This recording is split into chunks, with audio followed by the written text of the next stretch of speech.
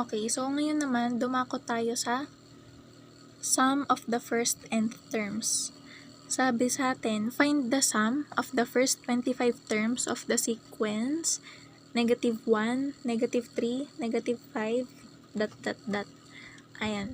So, 25 terms parang pwede naman nating isa-isahin. Pwede nating alamin yung mga susunod pa na terms tapos tsaka natin ipagpa-plus. Pero parang masyadong matagal. Kasi ayun. Tapos so meron tayong gagamiting formula para doon. So yung formula doon ay S sub n is equals to n over 2 times a sub 1 plus a sub n. Bago natin i-solve, gusto ko pala munang i-share kung saan nakuha yung formula dito sa sum of the first nth terms. So, galing yon kay Carl Friedrich Gauss. Ang pinagawa sa kanila nun ay hanapin yung sum ng simula 1 to 100. So, 1 plus 2 plus 3 plus ... hanggang 100. So, ang ginawa niya doon, dinoble niya. So, isa pa, S sub n, pero pabaliktad naman. 100 plus 99 plus 98, paurong, plus hanggang plus 1. Dahil tama ito dahil sa commutative property of addition na pwede mong pagbali-baliktarin yung addends. Tapos, tsaka niya pinag-plus lahat. So, magiging 2s sub n is equals to, so 1 plus 100, 101.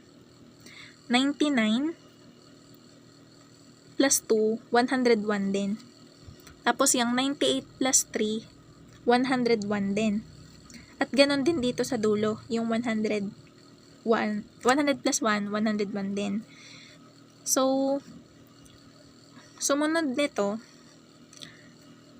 di ba ang daming 101 na naulit? So, times ngayon.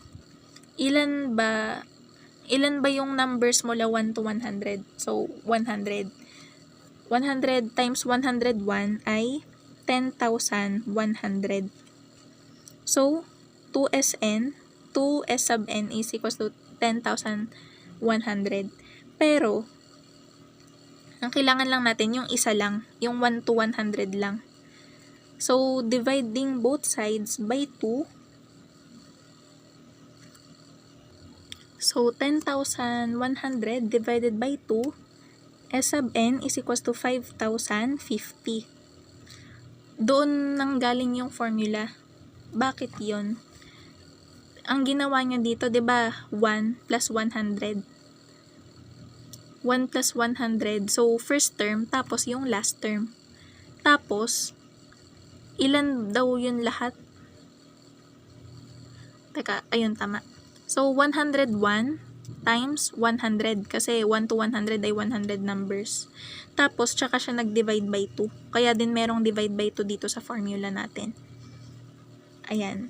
Tapos, meron pa tayong isa pang formula. Kung naalala natin kanina, a sub n is equals to a sub 1 plus n minus 1 times d. So, itong formula na to, pwede natin i-substitute sa a sub n dito. Kaya, yung sumunod nating formula, s sub n is equals to n over 2 times 2 times a sub 1 plus n minus plus the quantity of n minus 1 times d. Ayan yung second nating formula. So, ngayon na meron na tayong dalawang formula, pwede na nating masagutan yung tanong sa atin. Pili lang muna tayo ng isang gagamitin. So, yun munang nauna. So, S sub n is equals to n over 2 times a sub 1 plus a sub n. So, ilan ba yung hinahanap sa atin? First 25 terms. So, ang n natin ay 25. Ano ang a sub 1 natin? Negative 1. Tapos, ang a sub n natin, or yung last term, ay negative 49. So, paano nakuha tong negative 49? Nilista yung odd numbers. Ayun, kasi yung first 25, yung 25th na na even number ay 50. Tapos yung 25th na odd number ay 49. Kaso, dahil negative yung sequence natin, negative din si 49. Okay, tuloy na natin. So, 25 over 2 times negative 1 plus negative 49. So, i-plug in natin sa calculator. Magiging 25 times negative 50 over 2.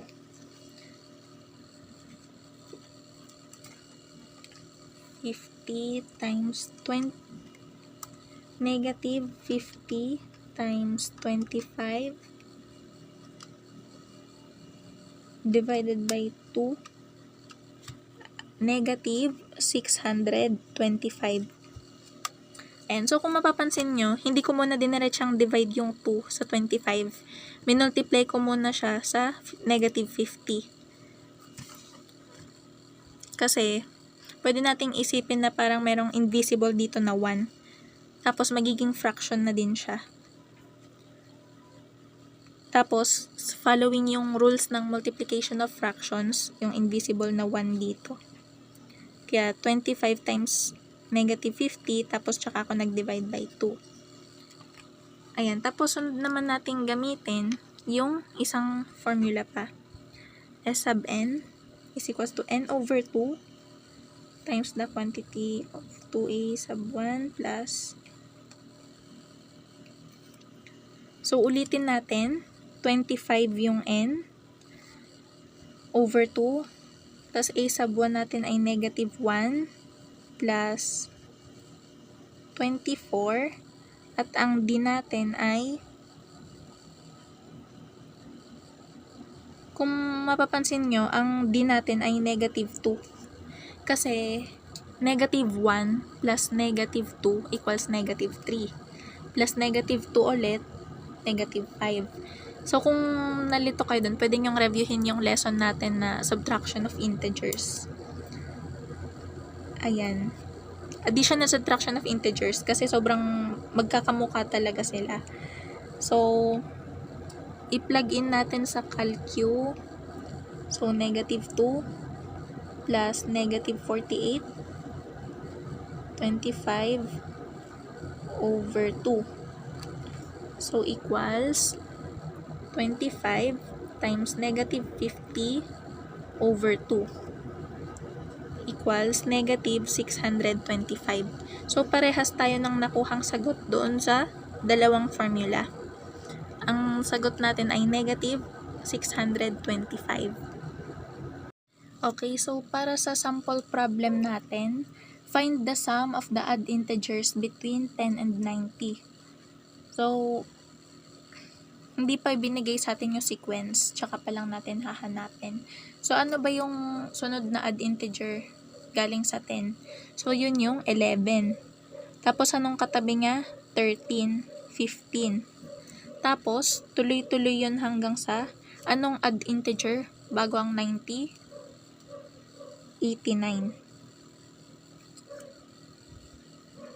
So, ang gagamitin nating formula ay, ang pinili kong gamitin formula yung nauna, yung S sub n is equals to n times a sub 1 plus a sub n divided by 2. Tapos, ang a sub 1 natin, ang ating first term ay 11, at ang ating last term ay 89. So, 11 plus 89 over 2. Ngayon, ano yung n natin? Ilang terms yung meron? So, para dito, ang ginawa ko, parang kinuha ko yung pattern. So, 11, 13, 15, 17, tapos 19. Tapos, 'di ba, kasunod na yan 21, tapos 23, 25, tapos 29. Ayan. So, tapos dire-diretso yan 31, 41, 51, 61, 71, 81. Tapos hanggang dito sa dulo natin na 89, yung last term na 89. So, sa isang linya, merong 5. Tapos, ilang linya meron? 1, 2, 3, 4, 5, 6, 7, 8. So, merong 8 lines. So, 5 times 8 ay 40. So, yun yung value ng n natin, 40. So, 40 times 100 divided by 2. Ang magiging final answer natin ay 2,000. Ayan. So, nakarating na kayo sa end ng video na ito. Congratulations sa effort ninyo sa pag-aaral. Sana may natutunan kayo, and kung may questions or clarifications kayo, you can comment down below. At ayun, I'll see you sa next video. Bye-bye!